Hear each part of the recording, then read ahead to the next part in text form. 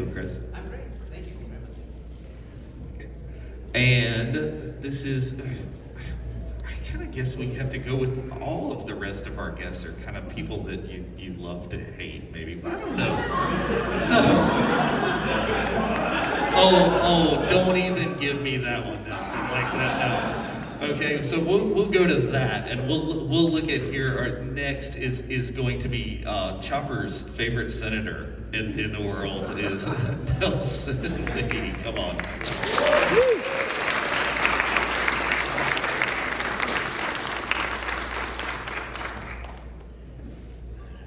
And I mean,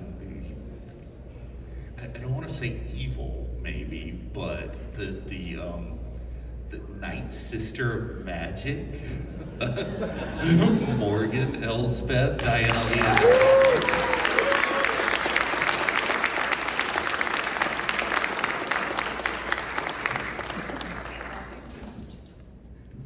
And then, okay, maybe we can be conflicted about this person. Maybe we can be conflicted about do we not like him? Do we like him? Dr. Pershing. We love Dr.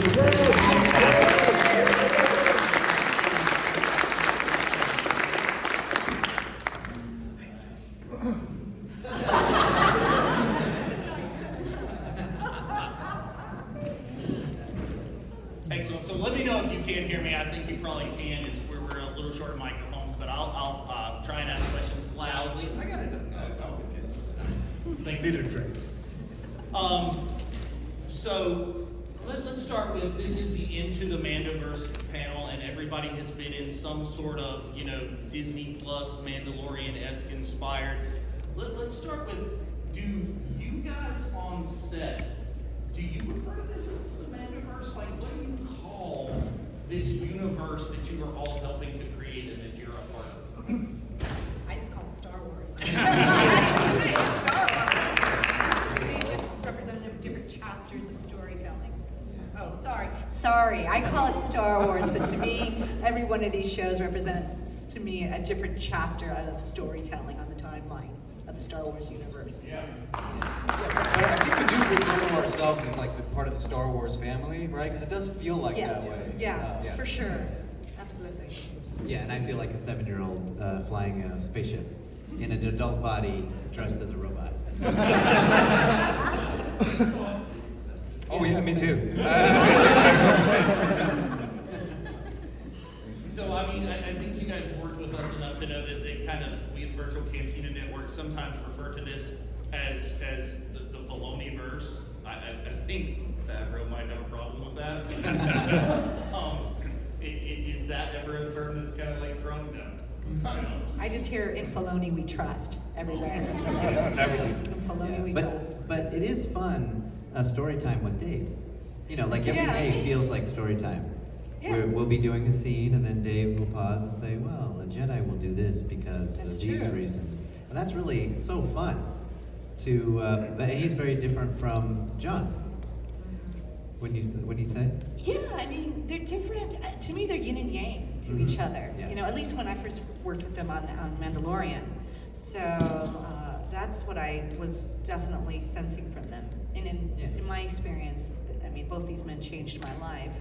I mean, if it wasn't for John suggesting to Dave to find a female martial artist that knew martial arts but could hopefully act, I wouldn't be sitting up here today. I wouldn't. And then it was Dave Filoni who discovered me on Google because he found the trailer to a movie, an independent film that I wrote, directed, produced, and starred in. And that's how he discovered me, was the trailer and Which a is picture. called? It was called The Sensei, and it was just, he typed woman martial artist or badass woman martial artist, and it took me to my photo, and it literally led to the trailer to my movie, and the rest is history. Yeah. So you can say the Google result of female badass is you? Something like that. I Nice. was also in a book called Badass Female Martial Arts. That's why I'm wondering, that's why Google led him to me. I just don't know. Or you could have seen like an old episode of the Kung Fu magazine. Oh yeah, right, yeah. So I like crazy. what I like about John on set, John Favreau, is he'll come on the set in the morning and he'll say, we have like a robot, a little alien, a bounty hunter, a mayor of a town, and John will say, all right, remember when your dad taught you how to ride a bike? He was a little worried that you might wipe out, but he was excited you'll have this new freedom. You were super excited to ride a bike and be like the big kids and have all this freedom. You weren't even thinking about how you might injure yourself or the neighbors. He goes, that's what we're filming today. We're like, oh, that's so cool. That's when Grogu gets outfitted with IG-12 as a vehicle, And it just makes everything so relatable. And I think that's really his strength, yeah. Well, Diana, you kind of stole a little bit of my next question, which is I want to know how, go down the road and go, how did each of you become involved in Star Wars? How did you start? How did someone find you? How did you come into this world? Just boring, old-fashioned audition. It's of course I've been a lifelong Star Wars fan, and also these things are so secretive. A lot of times you do these things, you have no idea what you're even going for. So it's an untitled project. Untitled. I don't even think they said Star Wars. It was just untitled something, and the dialogue was completely fake. I did the audition, didn't hear anything for probably almost a year, and then one day I just heard that I got it. Maybe like 8 months or so. It felt like a long time. But it feels like a year. Yeah, it felt like a year. 8 But, months feels like a year. but it was also long enough I'd forgotten about it. I was like, for what? And they said, they still couldn't say anything yet. But I think it's Star Wars. I'm like, oh. and I also didn't know what it was, but until I found out. I found out first day on set what it really was. I was always curious, did you ever look at Resistance? Because you play Christopher's dad, technically. I only looked at it afterwards, and I realized that also my character was voiced by my friend. Do you know Ty Ma? Oh my gosh, yeah, because Ty was in my independent, yes. Amazing legend of a Chinese actor. He's in everything. He's basically everyone's father. But he was playing Xiono, and older Xiono for Christopher Sean's Kaz. So it's awesome. I went back and learned all that afterwards. But yeah, did not know. Yeah. Do we have kids here? Yeah. I don't know. I have a PG version of how I got it in the little bit grown-up version. No. Okay. Anyway, so sometimes I take cannabis to go to sleep, and I was shooting. I was working on American Gods, and this is going to go on the internet. Shoot. Sometimes I said. And so I was in Toronto. It was 1 a.m. and I get this call from my agent, and I was like, "What? Why is he calling me at 1 a.m.? Well, in LA it was 10 p.m. I'm like, this is either really good news or it's really bad news. Most likely, I'm getting fired off American Gods. That's why he's calling me." Oh, wow. And I pick it up. I'm 3 or 4 hours into my sleep, and I pick it up and I'm like, "Huh?" and I hear this untitled Jon Favreau project. I was like, the blah blah blah is me not understanding what he's saying because I was still asleep. And the Jon Favreau part I did get. I was like, can you just say that one more time? He's like, blah blah blah blah blah, untitled Jon Favreau project, blah blah blah. And I'm googling untitled Jon Favreau project, and it's an untitled Star Wars show for a new streaming platform by Disney. And I was like, oh, is this the Star Wars thing? He's like, yeah. I was like, so what's happening? They want me to audition? He's like, no, they're offering you the role. I was like, yo, this is some good stuff. I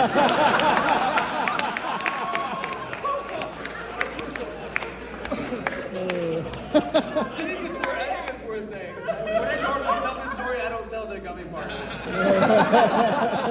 And I was like, hey, yo, I'm like, listen, none of this makes sense. Call me tomorrow.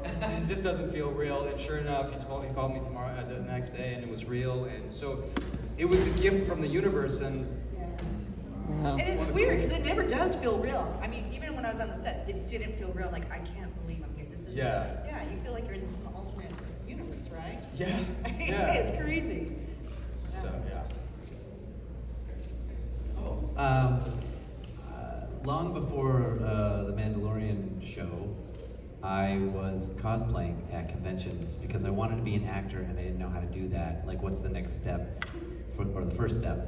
And so I was building costumes and playing these characters at Comic-Con. So I was improvising characters, but I was playing them for real because because I'm a super nerd. I was, I like doing the voices, and I like, embodying the energy of these characters. And then I spent 3 years and maybe built my own C-3PO costume. And I wore it, and a buddy of mine filmed it, and Lucasfilm apparently saw it, and I get an email that says, hello, we would like to, I thought it was gonna be cease and desist. Go back to this.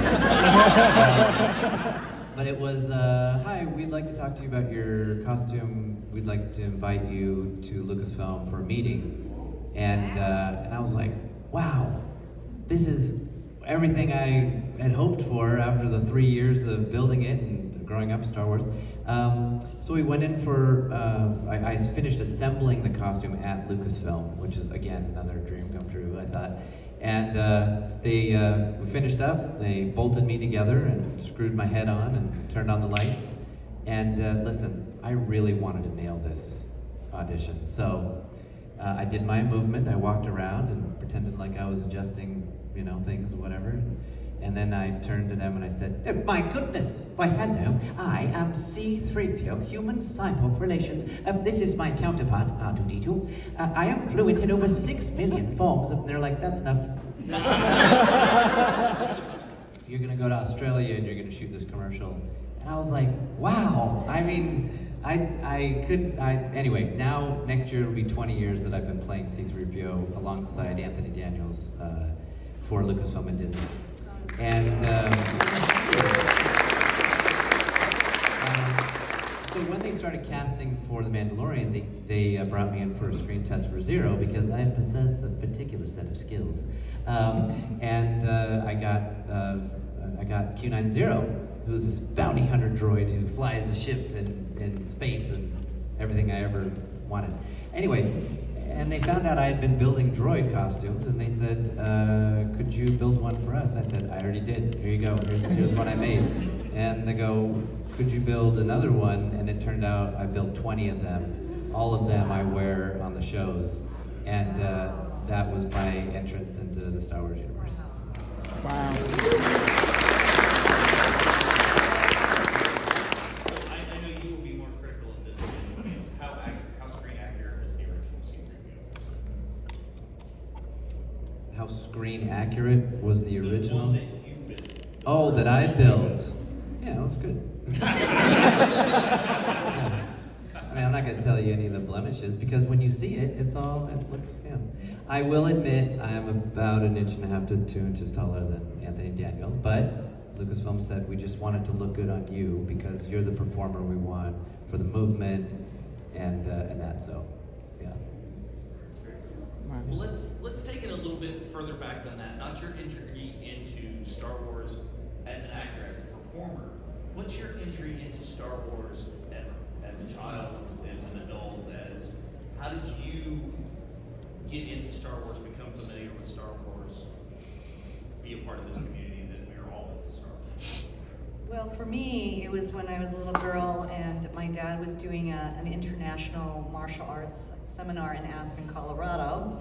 And the Aspen, Colorado was uniquely different back then. It was kind of more small townish, but people still gathered and they needed some form of entertainment. And everybody was talking about a project called Star Wars. It wasn't called A New Hope, it was just Star Wars. And so on a Saturday night, my dad and our family, along with the martial arts community that was there internationally, as well as the locals, we all went into this theater. And by the time you first start the beginning music of John Williams and the scroll, you started to realize there was something very special happening. And then when you see the story just coming through the screen, you're going, oh my gosh, this is incredible. Imagine, we're so used to the technology, right? CGI. Back then, I had never seen this. The audience was going nuts. It was like the equivalent of the screaming, crazy rock concert. And by the time you get to the end of the movie, people were standing up, they were clapping. I had never experienced that kind of energy for a movie. And it was just brilliant. And you had families coming together and they were all shouting together. And what I really loved is strangely enough, my father, after we saw the film, he would later turn to me and goes, wouldn't it be interesting if you could do like a fight scene with 2 lightsabers? So the weird thing is my dad, who's a renowned martial arts teacher worldwide, and my godfather's the late Bruce Lee. So my dad has had to do a lot of years of making sure that his art and philosophy remains alive and well. And so he would train me as a little girl with 2 plastic lightsabers, which is really strange. And then I was always trained in different formats of martial arts weaponry, from the staff or the spear to even I can do 2 lightsabers, by the way.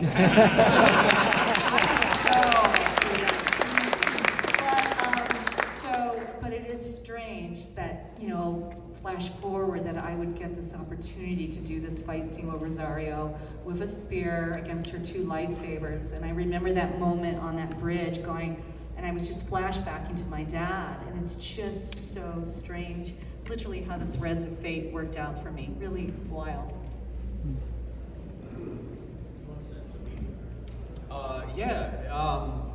A couple people have come to the table and asked me, and truthfully, like I hadn't really seen Star Wars until I got the part in The Mandalorian.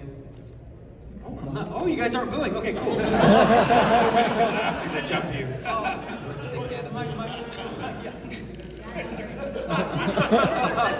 No, I'm silent killer. No, but I have a very, very vivid memory. I moved to the States when I was like 5, 6 years old. I didn't speak English comfortably until I was like 7 or so. And I remember I was the kid who always needed to play sports. I always had to play outside. And I remember being in daycare, because sometimes they would show movies inside for the kids who wanted to sit and watch a movie, and the other kids who wouldn't, like me, wanted to just play ball. And I remember one time I came in to wash my hands and grab a snack, and they were showing A New Hope on the TV. And it was the part where Princess Leia is asking Obi for help, and she's a hologram.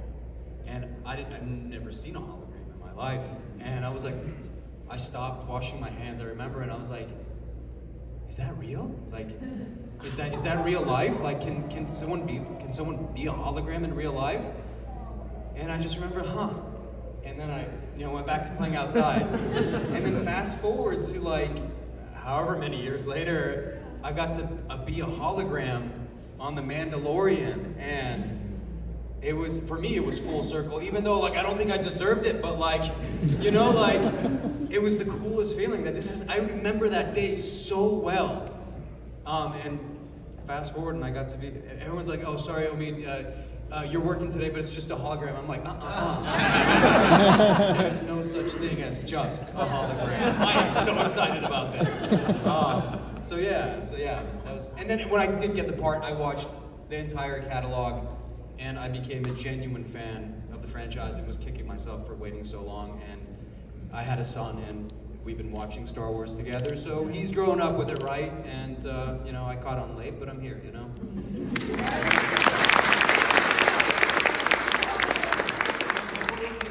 Follow-up to that, was that before you got the part in Clone Wars, or before you got? Oh yeah, so when I got Clone Wars, I didn't know anything about it. Like, they were like, hey, who can do a Wookiee sound? Anybody? Hey, you want to do a Wookiee sound? I was like, I don't know what that is. Like, it was just 2 episodes. I was, and it was, when I got The Mandalorian, just like everything I do as an actor, I do the research. And so, I invested the time for The Mandalorian, yeah. So can you do the Wookiee sound? I cannot. At the Fan Expo in Denver, they had me do it. It sounds like a gargling scope. That's what it sounds. Yeah, I was 7 in 1977, and my parents took me. The show, the film Star Wars, had been premiering and seeing trailers all over in the front of other movies. So I was excited for it to come out. So we went down and waited in line and watched the show. And then when the film is over, that's it. There's no promise of sequels. There's no TV shows. All there is action figures. And so, of course, I saved up my allowance money and went down to the toy store and bought action figures. And then I would make up stories in the shag carpet in my living room, you know, everybody had Darth Vader and Luke, but what about like Snaggletooth and the Power Droid? Well, like, what's their story? So I was, that's how I got, you know, introduced to Star Wars. But it wasn't until 1983 when they aired the making of Star Wars on, I think it was CBS at the time. And at the end of this, you get to see people who are making, you know, stop motion animation, or like building the costumes, or doing the concept art, or acting. And I remember at the end, this is in 1983, saying, I want to work for George Lucas someday. There was only the 3 movies at that point, but I don't know how I would do that, so I just sort of like filed that in my brain, and so that's how I started to, yeah, as a 7-year-old. So for me, I was 5 when I moved from Taiwan to Canada, and you know, when we moved there, Star Wars had already come out, but we hadn't watched it. And there was this tradition my family did. We would rent a VHS machine, like it came in like a suitcase, and then you get to choose like the movies. My brother and I chose Star Wars, and we watched it, and I remember it just kind of blew my mind. And this was New Hope, and I loved Yoda, loved the Force. Like I used to always, and my brother knew this. He was older than me. And I'd always be in the tub, and I'd always try to force open the door. We all did that. And he knew it. So one day I was like going hard, and the door just went. I was like, I did it! And then I'd hear him like, but also like, and I remember, I think I was in the 1st grade, and there was like a Halloween contest, and I was like, I went to like a Kmart, and I begged my mom to get me this Yoda costume, and I was like. And then she got me this Yoda mask, and I had this like little tunic that I put over, and I was convinced there was a prize for like best, like last person to be found in the costume. And I thought, there's no way this teacher will find out that it's me. So I put on my little Yoda mask, put on my tunic, and I was like, I'm completely invisible. You'll never figure it out. First thing the teacher goes, Nelson. And I was like, your eyes. She's like, damn it! I don't erase it.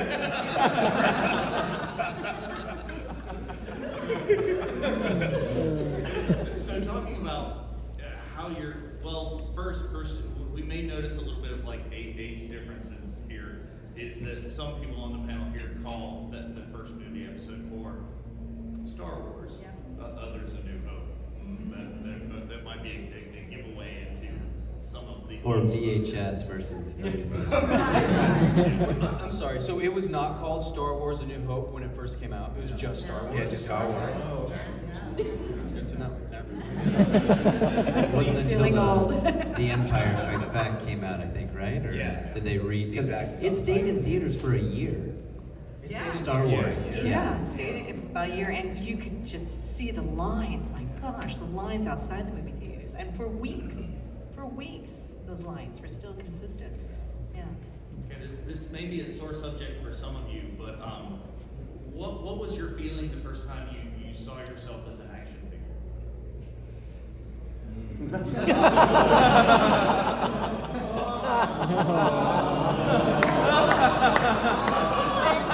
I mean,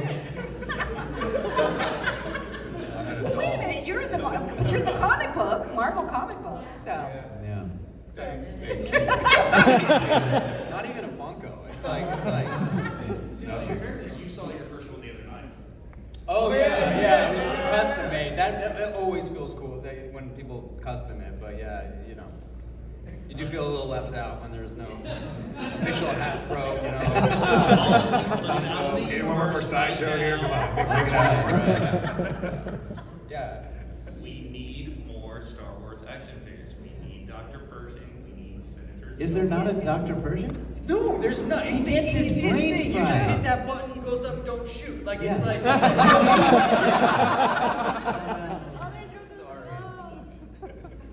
Do your job. See the robots underneath this thing. Right. I found out the first figure that I had was Q90 as a Funko, and I was so excited. My phone started melting when people texted me saying, "Hey, you're going to be a Funko." That was cool. That was really cool to all the Funko people listening. Yeah, it was very cool. And then the Black series for Q90 came out. And for me, that was like, as a kid, now it's an action figure. It's a figure that I can like take out of the package and pose and do all the things that I did with it. And then when I found out there was a Black series for One Jack, now I have like 3 action figures. And Stop. I know. but I mean, you know, they did have a lot of action. I think as a senator, we need to have, you know, some Yes, more yeah, action. the button just makes them go, Do you know how many times I've been shot on that show? Your button just Too bleeds. much action. You can pull off his arm. Pull off his ear. For me, it's surreal. It just is so surreal. And I mean, I love the Legos myself, but I love it all. The Funko Pops, all of it. But I use the action figurines for different reasons. I like to kind of tell off my kids, like, you didn't clean up the dog poop in the bag. So I always have my figurines at Morgan, like saying, clean us up or else, you know, those kinds of things. So yeah, that's what I do. So that's it, you know. So It really is like icing on a 5-story cake. Yeah. You know, I mean, being in Not like me.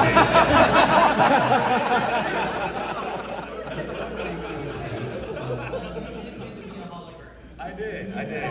We were talking about hologram. We were talking about hologram people, like we always have our hands the same way. Just like, I gotta pee real quick. Like, more to advice, next time you do a hologram, just do something cool, like just hands up. Okay, so getting ready to open it up to questions from the audience. When I call on you, and I'll do my best to get to everyone, say your name, enunciate as best you can, say your name, ask your question. Please don't, ask for any favors. Can I get a hug? Can you loan me $5? Can you tape a video for my granny that's 107 today that didn't make it to the show? Can you make me a Funko Pop? So, first question. Okay, to continue on the merch, since not everyone has action figures, you do all have trading cards, right?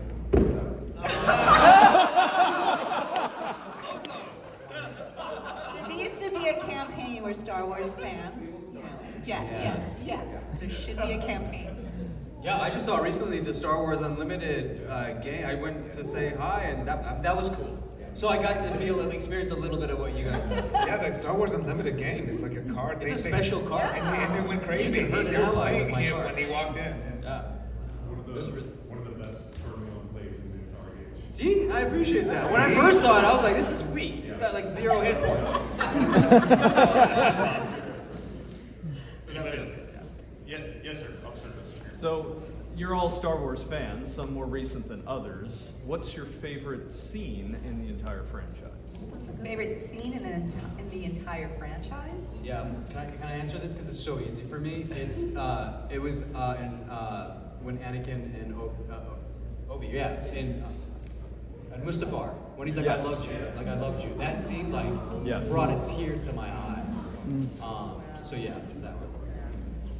My favorite scene is from Empire Strikes Back, and it is when Luke Skywalker is discovering and understanding who Darth Vader really is, and he discovers that that's his father, and he's like, no! And I'm like, oh my gosh, and that's when I thought, wow, Star Wars is really going deep now, and in the psychology of things that we see in our society, so that's my favorite scene. Wait, so how old were you when you saw that scene?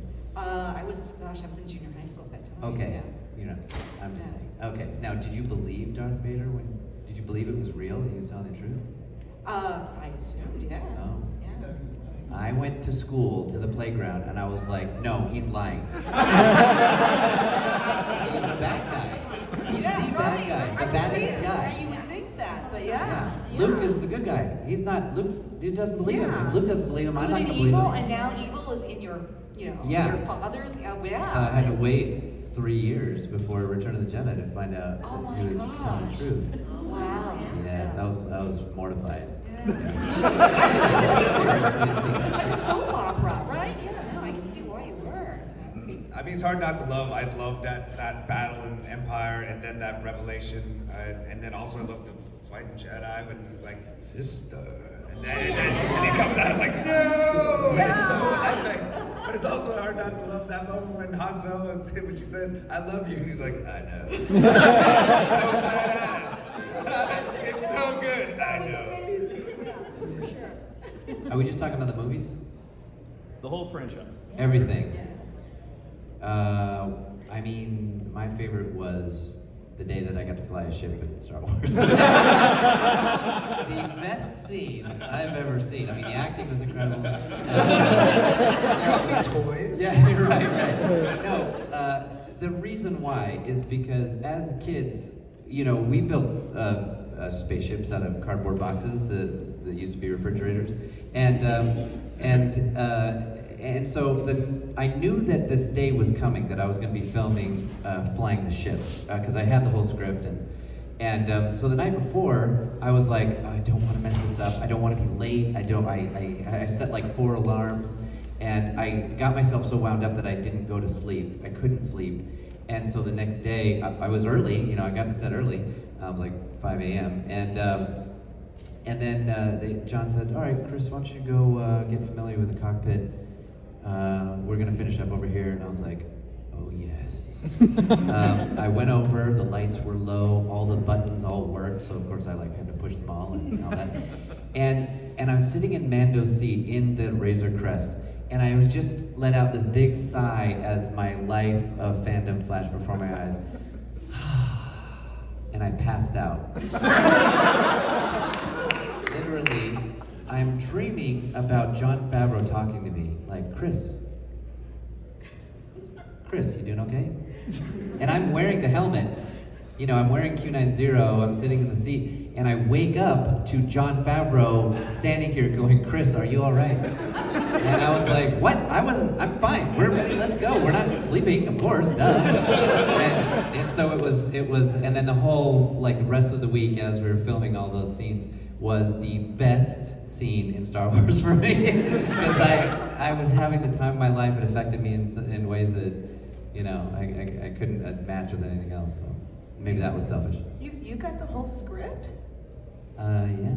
I didn't get the whole script. You need a couple of action figures, I think. I got napkins. I got napkins with like some writing on it. Right here. Dave. My name is Michael, and I too grew up thinking that Vader was lying, and I also learned that he was making lies as a kid. I just wondered how much input or how much input you were able to give to your characters and how they were portrayed.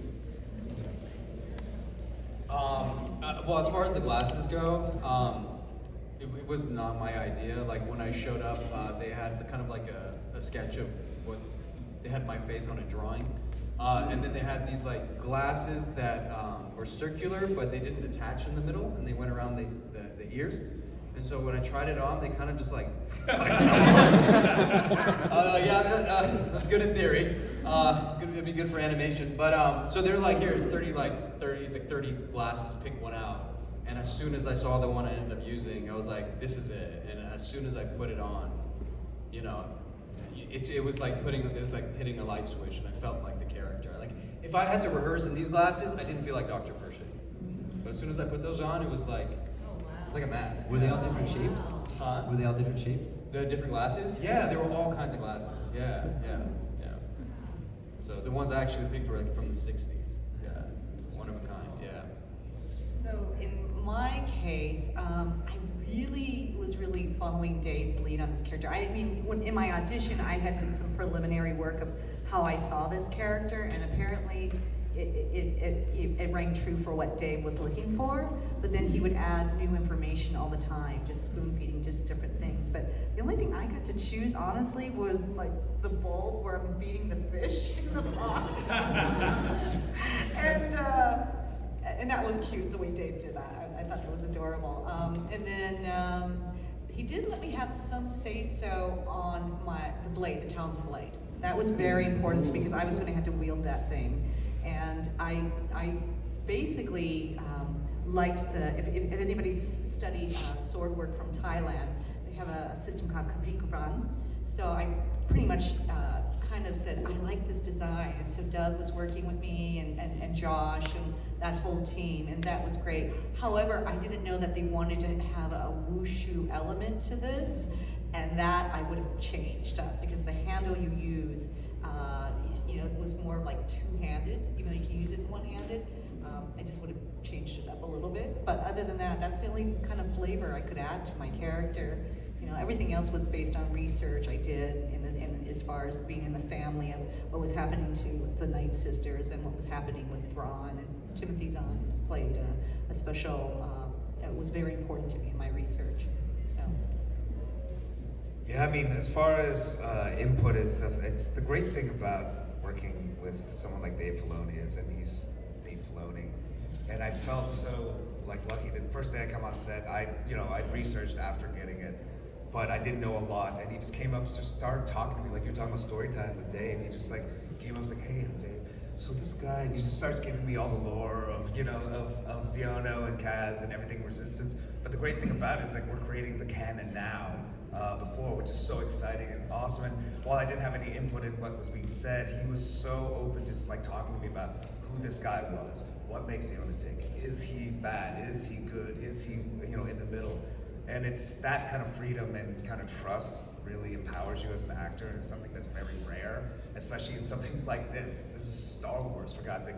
I'd be fine if they're like, shut up, hit your mark, say this. I mean, yes, sir. But the fact that they actually allow you to come in and have that kind of creativity, it's wonderful. I feel like we might be downplaying this because as actors, everything you do is you bring ideas to your character, and how your character is going to be, his energy or his or her personality can really is shaped by the way that what you bring to it as an actor. You also make yourself. Yes. I think I might have mentioned. Did I mention building the droids? Yeah. Yeah. So that was. Sorry, I didn't want to repeat the story. Integral part of this. No. Anyway, but as actors, John says, want you to be on time, know your material, and bring ideas. So as a creative, this is a creative principle. Don't ever feel like you need to ask permission to do a creative thing. Just do it. Because if the director doesn't like it, or your boss or your parent, whatever, they'll just say, all right, let's do take two. Now think of it this way, do it that way. But just do it. Just try it in anything that you want to do that is a new idea that you're having. So I would come with voices. I would look at the costume, read the script, and this is kind of a sinister character or whatever. And so the very first episode, there's a character called the Ferryman, he's a snouted Kubaz species who's calling speeders over for Mando, and Mando doesn't like the droids. And the lines were all in English. So when I went we did the rehearsal, I was like, maybe this guy sounds like an old Soviet used car salesman, And so we start reading, and I go, oh, but I assure you the speeder is brand new. It just arrived on the Spinwheel freighter. And John goes, all right, that's good. Let's cartoon it down a little. And I go, yeah, I can do that. I can cartoon it down. So, did something a little different. And then Dave says, I wonder if this would speak an alien language. Because Kubaz in A New Hope sounds like that.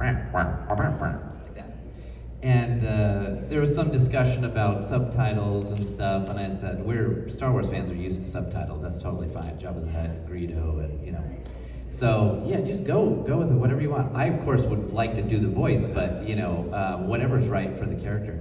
But man, there's 100 stories like that where we bring creative ideas, and they're so collaborative, with what ends up on screen. So actors, that's part of the job, is to bring ideas that for the character. I think we have time for one. Okay, let's speed round, super fast, go. So back to going to your favorite scenes. What was your favorite scene to film? I'm sorry, what? What was your favorite scene to film? I'll start. My favorite day as an actor ever was during the Monument Park scene on Coruscant. It was during COVID when we shot it, and the only way I could bring my family on set to watch me was to put my son in the background as an actor. And so I got to be on set with my son in the scene. I was like, hey, buddy, as soon as they yell action, I'm not your daddy, okay? Just the fast version. So anyways, when I'm walking, talking to Katie, and I hear laughter, that's my son I hear, and then I see The Rock, and I'm like, hey, what is that thing? So that is not just the best day as an actor, but that is the best day of my life. So.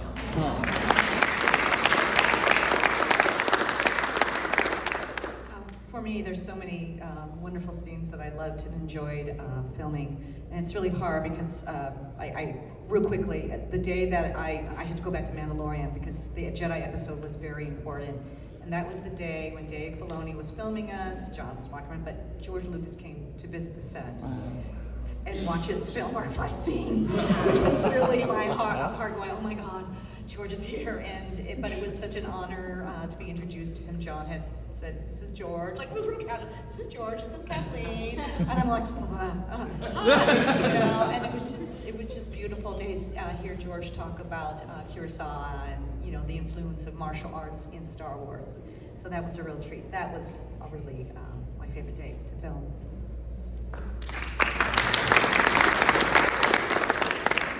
Very quickly, easily for me was the day I shot with C-3PO in the room. It was like, Anthony was the most loveliest man. He came up to me right in the beginning. He said, well, it's not, I'm not going to try to do it. He's like, oh, it's not as impressive in person. It's just plastic clacking. But then the first scene take we do, he comes in, and I remember I blew the take because I was like, very, very non-Senator Xiono, but yes, it was amazing to happen there. Mind-blowing. I already answered that. Yes, quick. For Chris, you have a unique ability since your face is covered. You get to play multiple roles, and you could even play a live action without showing your face. What is something you wish you could play? Well, definitely a senator. Yeah. No, I'm just kidding. Yeah, they give him a toy. I'd love to play an Imperial officer. I'd really have to work on not, being sinister. But no, I'd love to do something that's kind of a bad guy. Yes. I don't know if you can say this is for Chris as well, but have you ever been a movie? Oh, that's a great question. Anyway, thanks for coming, everybody. So yes, on that, if there are any more questions, these guys are signing autographs out there on the floor. Go see them, and they can get to the rest of the questions. And let's just give everybody else another round of applause.